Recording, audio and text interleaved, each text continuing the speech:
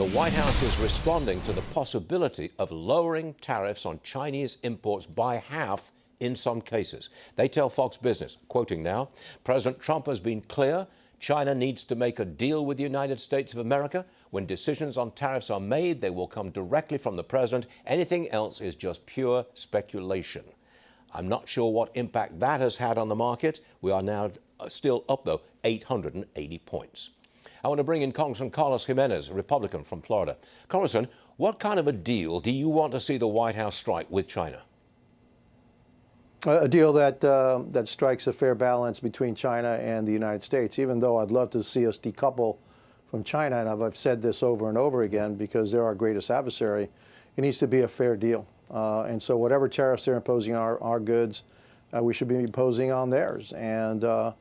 And so that's the kind of deal that I want to see from China, but also something that encourages the return of manufacturing to the United States, because that's vital to our national security. Got it. Change the subject for a second. Take a look at this Wall Street Journal report. I'm quoting, Cuba is running on empty. The country's broke. Its people are suffering. I'm sure you saw this. You fled Cuba when you were, I think, just 6 years old. How should Trump handle what may be the imminent collapse in Cuba? I think Trump they're on the edge, and I think Trump should kick them over the edge. This regime is illegitimate. It's a communist regime. It's an enemy of the United States. It's oppressing its own people. That's why I've called on the Secretary of the Treasury to stop all remittances from the United States to Cuba. That's one of their last cash flows into the regime. And by the way, they steal it anyway. And then I'm also asking for the Secretary of State to stop all travel to and from the island.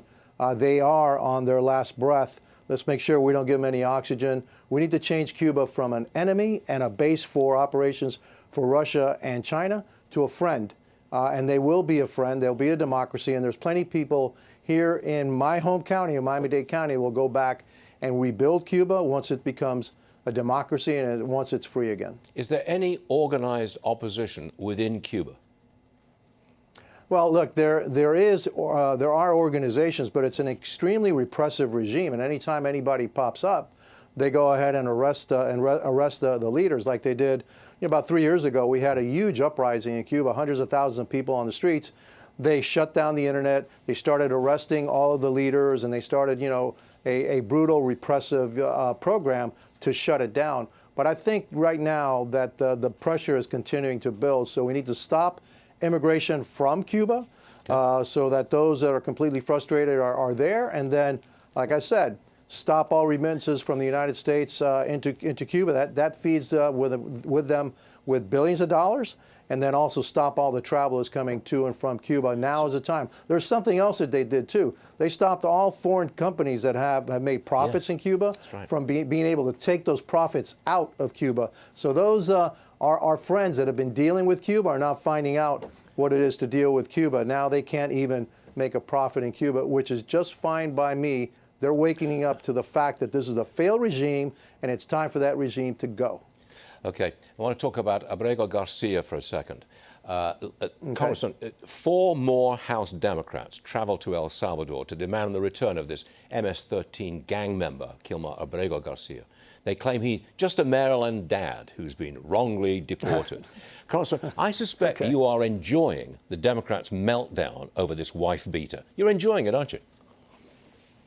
Well, you can see the smile on my face. I'm okay with it. Okay, they want to go down there and have coffee with this guy. Go right ahead. Look, they should be at and anywhere. The only place they should need to be is at the courthouse steps. Okay, that's it. They don't need to go down there and then try to make something out of this guy that he's not. He is a wife beater. He's obviously a member of MS-13. Look, the judge stopped him from being deported. Why? Because he said he feared for his life because of rival gangs. Rival gangs, that means you're a member of a gang, all right? And so he's a member of MS-13, right? Okay, so this guy's obviously a gang member. He's a human trafficker. He beats his wife. And so that's not the kind of guy that I really want to share a cup of coffee with and make him out to be something that he's not. Again, you want to say something about it, let's argue it out at the courthouse steps, and then let's see what the Supreme Court says about it at the end. Keep smiling, Congressman. We're all having fun here. Congressman Gimenez, always a pleasure. Thanks very much. We'll see you again soon. Thanks.